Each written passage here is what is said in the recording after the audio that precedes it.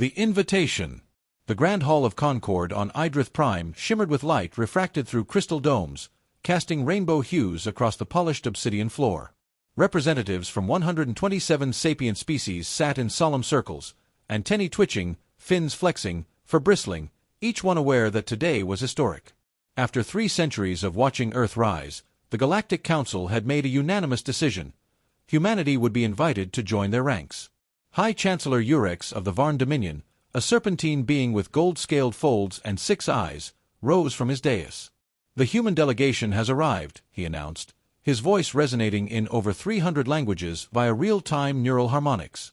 Gasps echoed softly across the chamber. Many species had lobbied to delay this moment. Humans were unpredictable, aggressive, expansionist. But they were also brilliant, adaptable, and technologically explosive. In less than a century, they'd matched capabilities it took others millennia to develop.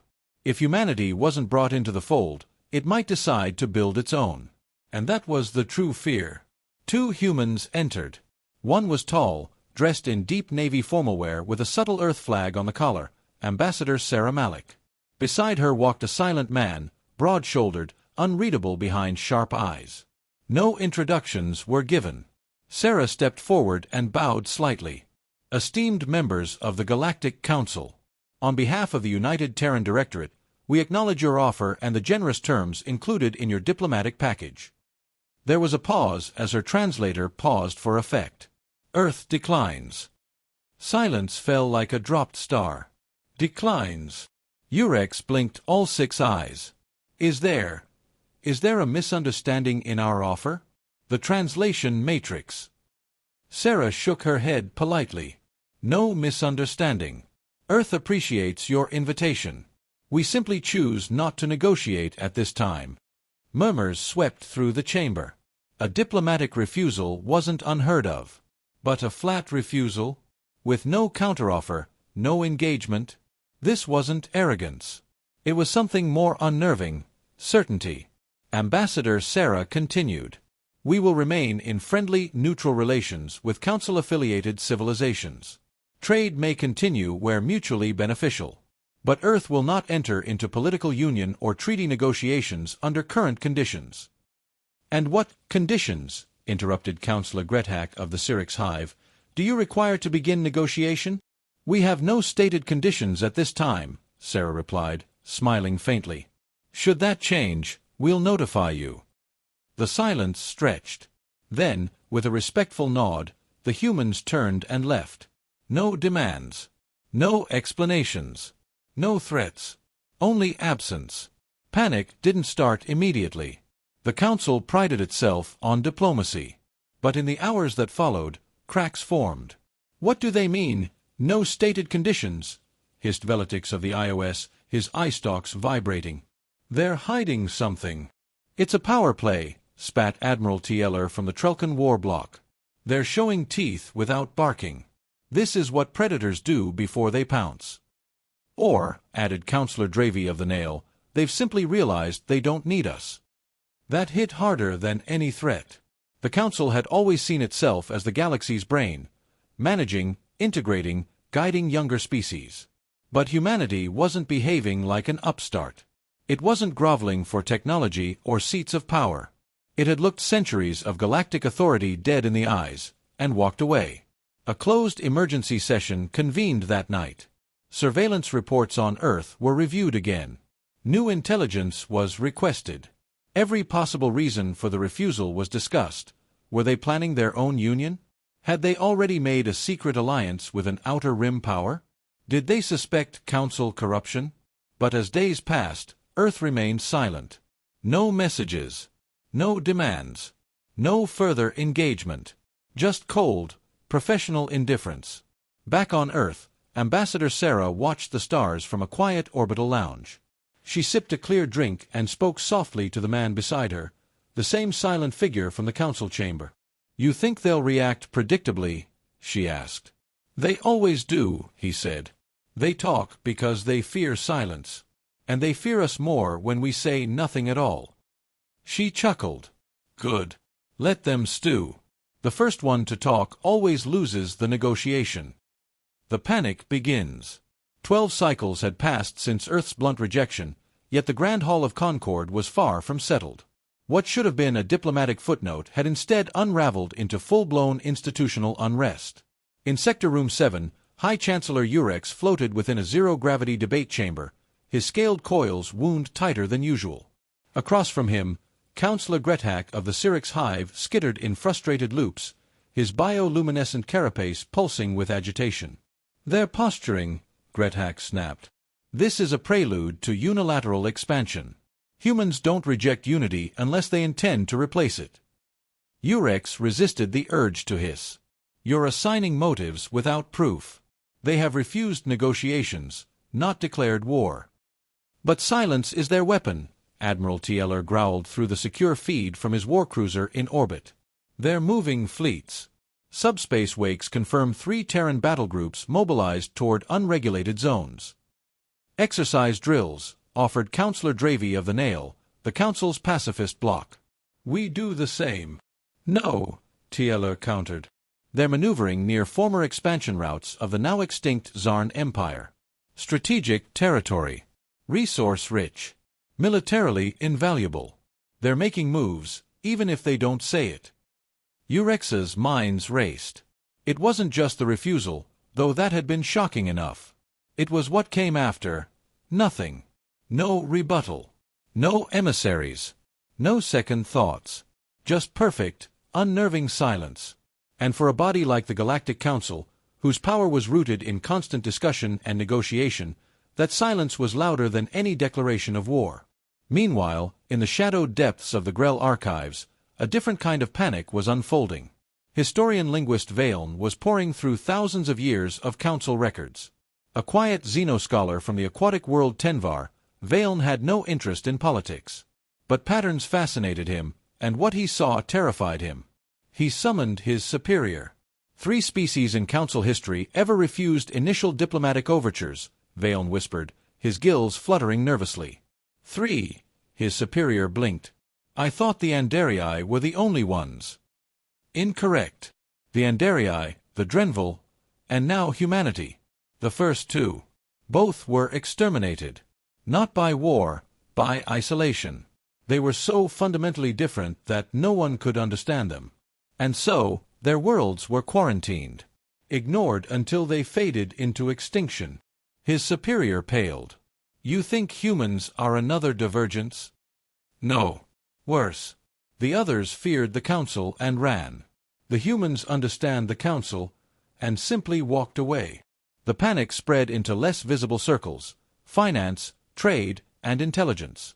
ZYR-17, an artificial intelligence broker responsible for over 10% of interstellar trade arbitration, flagged an alarming trend. Human trade was booming, without Council infrastructure. Earth's blockchain-based barter networks were growing through independent colonies. Dozens of alien merchants, especially fringe species tired of Council taxes, were doing business with Earth directly. In silent defiance, humans were building their own system. It didn't look like war. It looked like replacement. In a private war room buried beneath the crust of Idrith Prime, Admiral Tieler addressed a shadow assembly of military leaders from 14 Council species. "We must consider a preemptive neutralization operation," he said. Murmurs rose. "You mean strike them?" asked General Hellcroth of the Brackle clans. "No. Not open war," Tieler clarified. "But demonstrate that their silence will not be interpreted as strength. Show them we can reach out and touch any world they claim. If they don't want to negotiate, they'll have to learn consequences." "This is madness," objected Commander Zila of the Iliari. "You're poking a nest whose depth you can't see. And the humans never show everything they have." "They have us cornered," Tieler replied. "And they haven't even moved a piece yet." Back on Earth, in a fortified briefing room beneath the Andes, Director Ayanna Caldwell of the Terran Strategic Command reviewed satellite data with an eerie calm. "So they're panicking," her aide muttered. "They were always going to panic," Caldwell replied. "Because we didn't give them what they understand: terms, demands, politics." Her tone sharpened. "We gave them uncertainty, and they're drowning in it." She tapped on the screen, showing Council fleet deployments spiking across 6 sectors. "Let them scramble. We haven't refused peace," she said. "We've refused predictability. That's far more powerful." The silent doctrine. The Vega relay installation, suspended above a lifeless moon on the outer edge of the sole defensive sphere, hummed in disciplined silence. Human officers moved with quiet efficiency inside its steel-gray walls, each action rehearsed, precise. No panic. No alarm. Just execution. Commander Elias Vance watched the starfield outside through armored glass, hands clasped behind his back. "Council fleet formations are rotating again," his second-in-command reported.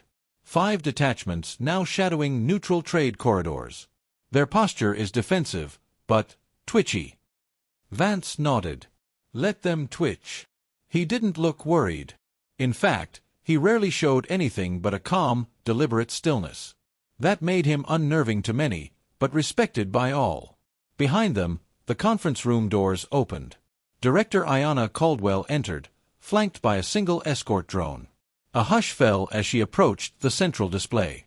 "The Council has begun low-orbit surveillance of our colony systems," she announced.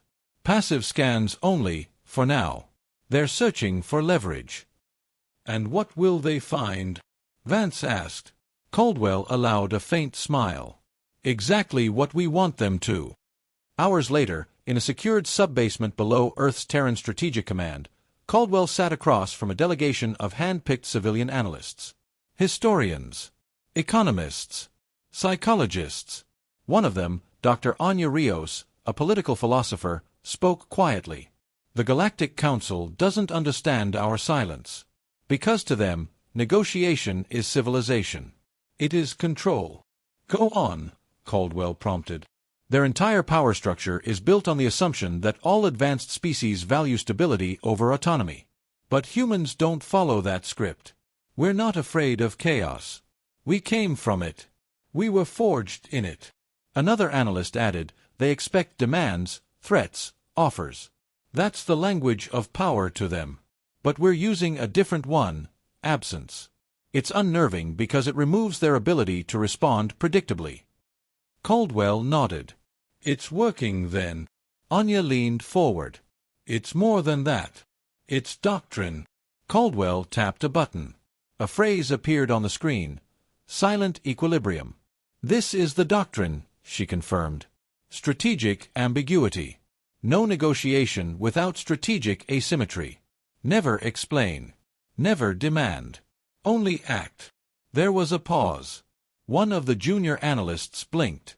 "So, is this war?" "No," Caldwell said.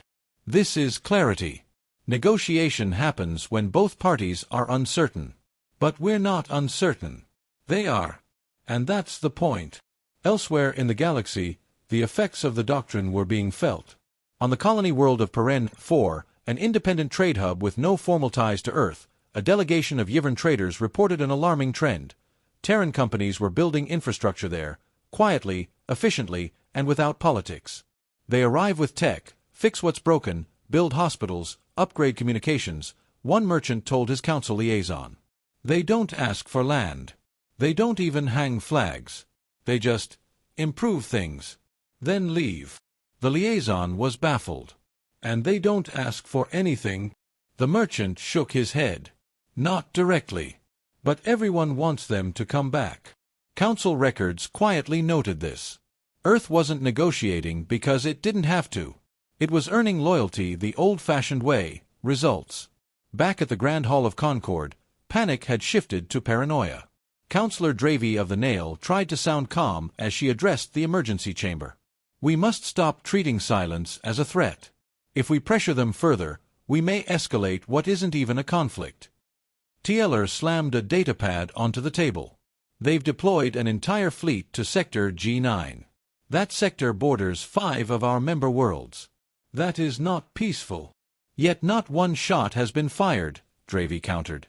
"Not one threat made. Their doctrine is clear. They act when they choose. Not when we provoke." "But that's exactly why it's dangerous," Gretac growled. "We can't read them. And anything we can't read, we must fear." The chamber dissolved into chaos. On Earth, as the stars turned over the Pacific coast, Sarah Malik stood alone atop a Terran consular tower. She watched the night sky with the distant calm of someone who knew the storm was coming, but wasn't worried. A young officer approached her quietly. "Do you think the council will strike?" Sarah didn't turn. "Eventually. If they think they have no other option, they'll try to corner us." "Then what?" "Then," she said softly, "they'll finally understand the cost of forcing a hand that chose not to close into a fist. The line they shouldn't have crossed." The skies over Elysium Station, a neutral zone orbiting the gas giant Lorataith, were ablaze. Not with war, yet, but with Council dreadnoughts taking aggressive formation. The Council had moved from panic to action. It began with a targeted compliance operation. The official line, a simple boarding of an independent mining vessel suspected of illegal Terran weapons transfers. In truth, it was bait. The Venture Dawn, a civilian freighter registered under Terran charter but flagged under neutral colony laws, was forcibly boarded by Syrinx enforcers. Its crew, a mixture of humans and Outer Rim colonists, was detained. The vessel was to be impounded. What the Council didn't expect was Earth's reaction. Or lack of one. No retaliation. No threats. Just silence. Then, 12 hours later, it began.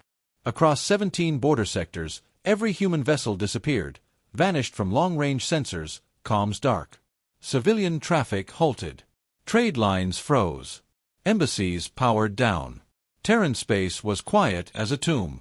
The Council mistook this for retreat.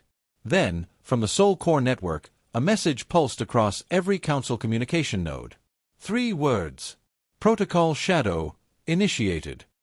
Admiral Tieler was the first to realize the mistake. On a private subchannel between military brass, he screamed into the feed, "They pulled everything back." Everything. That wasn't retreat, it was repositioning. Within hours, stations on the Outer Rim began to fail.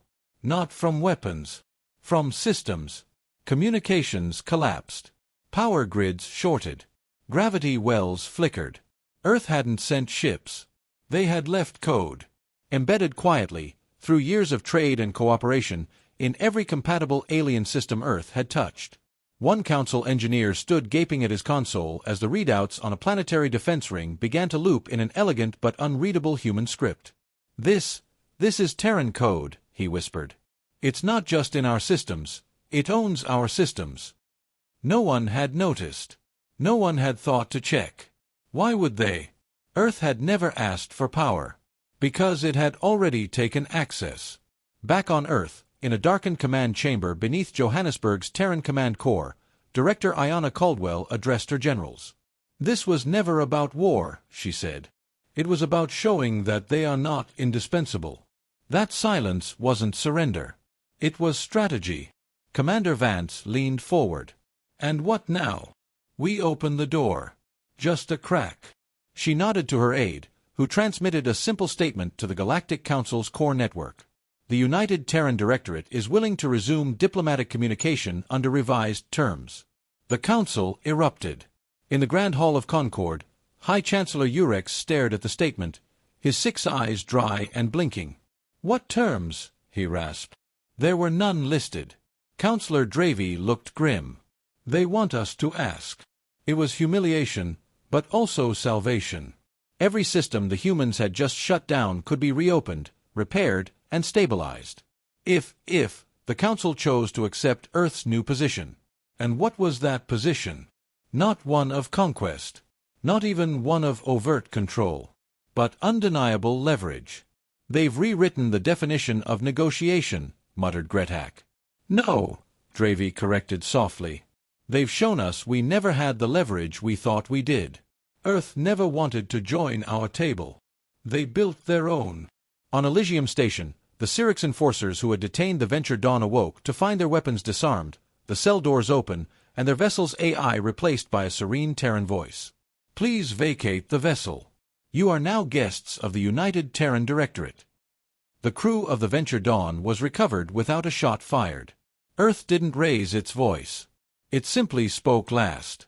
Atop Earth's orbital platform Soulgate Prime, Sarah Malik watched as new diplomatic requests flooded in, over 400 systems seeking formal Terran agreements. Trade, security, science partnerships. She turned to the aide beside her. Remember when they tried to get us to sit at their table? The aide smiled faintly.